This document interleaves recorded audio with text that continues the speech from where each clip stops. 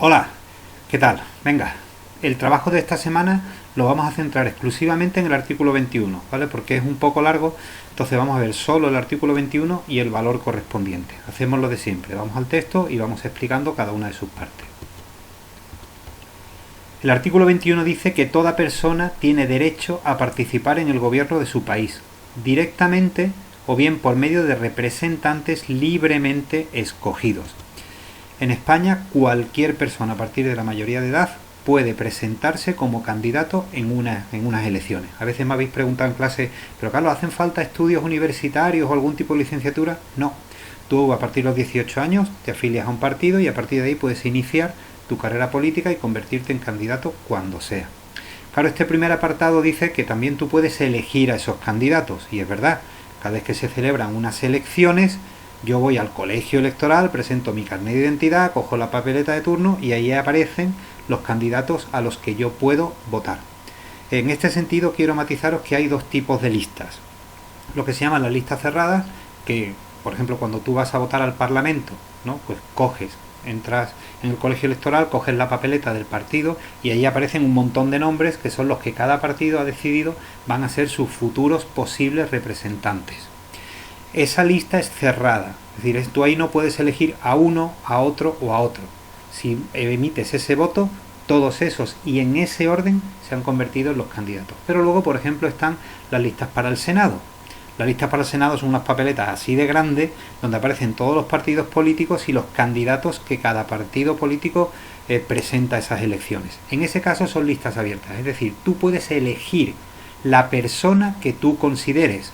Entonces, Carlos, en el Senado yo puedo elegir, por ejemplo, a un representante del PSOE, a otro del PP, a otro de Izquierda Unida, bueno, de Podemos, a otro de Ciudadanos, efectivamente, ¿vale? Son tres y en esas listas abiertas no votas ya a un partido, votas a la persona.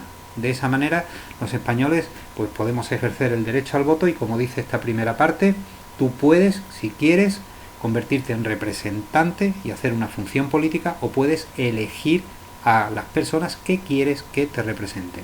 Segunda parte. Toda persona tiene el derecho de acceso en condiciones de igualdad a las funciones públicas de su país. Vale, ¿qué es una función pública? Pues cualquier tarea que tú desempeñes que vaya destinado a satisfacer una necesidad que tiene el Estado.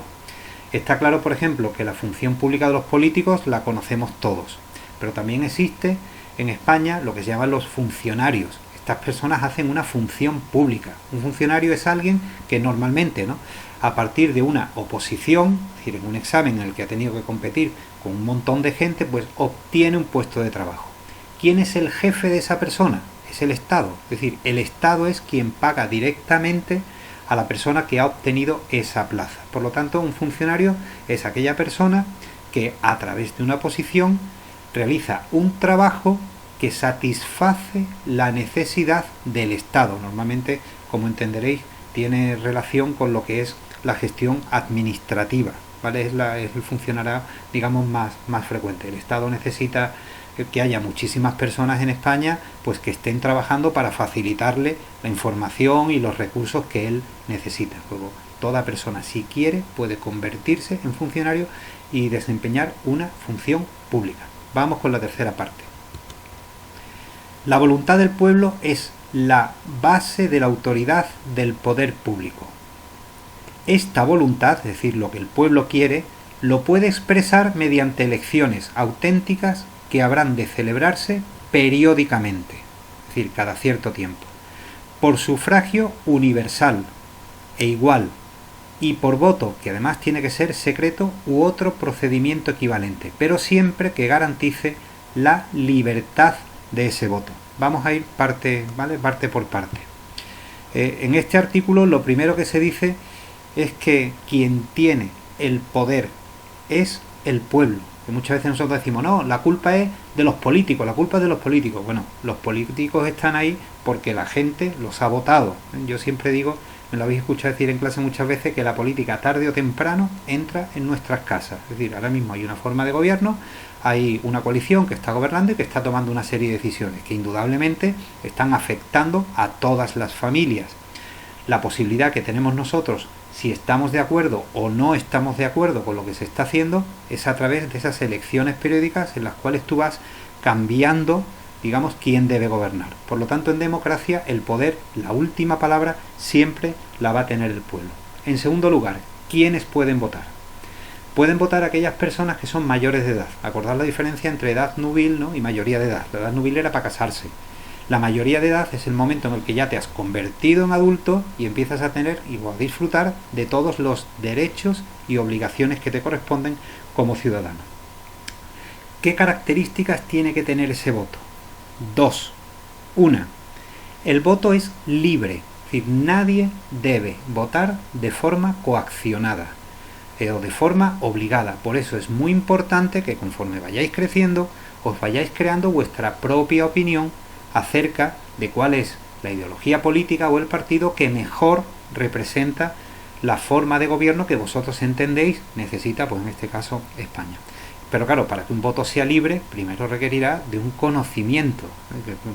La mayoría de las veces cuando tú preguntas, oye, ¿y tú a quién votas? Y dices, no, a lo que dice mi padre. Y tú, no, a lo que dice mi madre. Bueno, yo respeto, por supuesto, lo que en cada familia se decida, ¿no? Pero para que un voto sea verdaderamente libre, debe nacer de tu propia voluntad y de tu propia conciencia.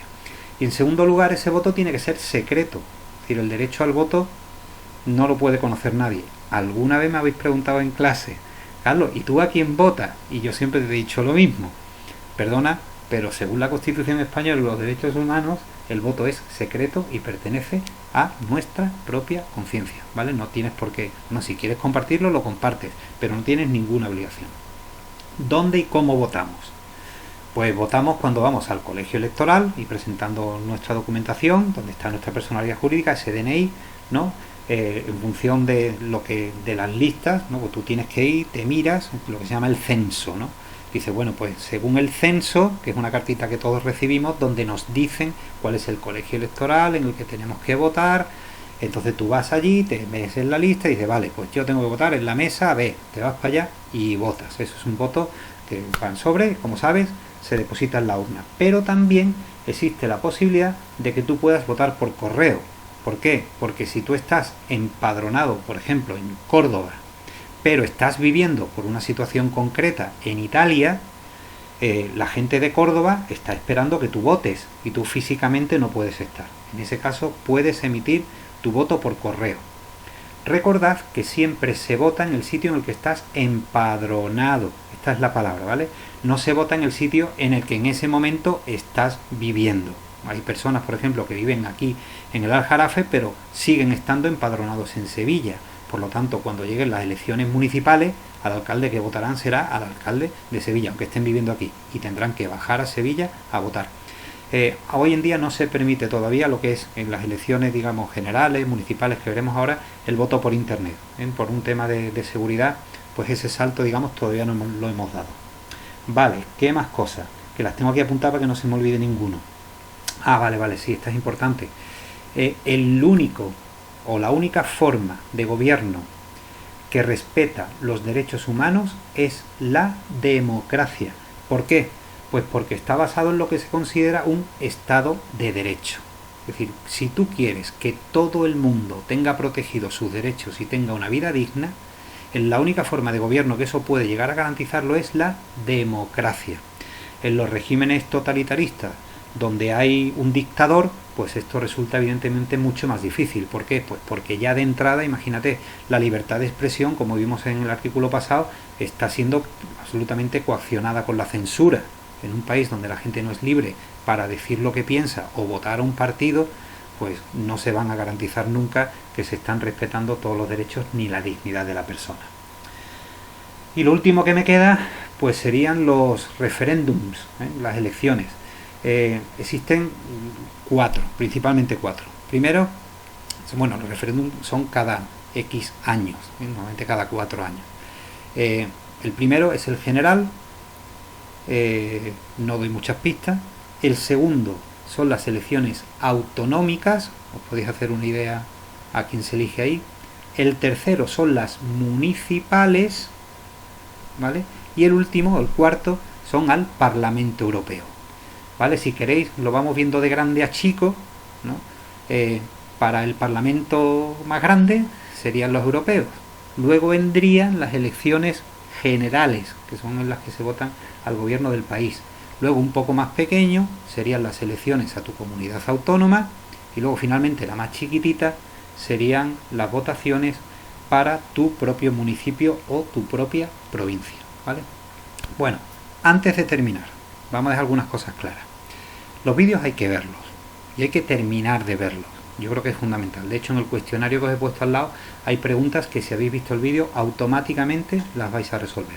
Aunque es verdad que siempre hay alguna preguntilla que va a ser muy fácil para que busquéis en internet a lo mejor un dato pequeñito. Estos vídeos se están colgando en YouTube y a mí me aparecen las visualizaciones. Entonces no entenderé muy bien el que se me presenten 50 trabajos y el vídeo tenga 3 visualizaciones. Eso significa que ustedes no están siendo honrados. No sé si me habéis entendido. Señores, apostemos por la justicia. Hay gente que lo está haciendo de 10. Se está sentando, está haciendo su trabajo y lo está entregando en el plazo. Pero me consta, porque nos está pasando en algunos cursos, que como nosotros no os tenemos presentes, la información está fluyendo de una manera absolutamente deshonesta. Sed honrados, ¿de acuerdo? Y cuando terminéis el trabajo, lo hacéis particularmente y lo subís. Vale, en el siguiente vídeo vamos a ver el tema del valor para que esto no se convierta en un vídeo demasiado largo. Por favor, tened esto muy en cuenta. Venga, gracias. Ahora nos vemos y vemos el valor, que es cortito, y os voy a pedir un texto muy sencillo.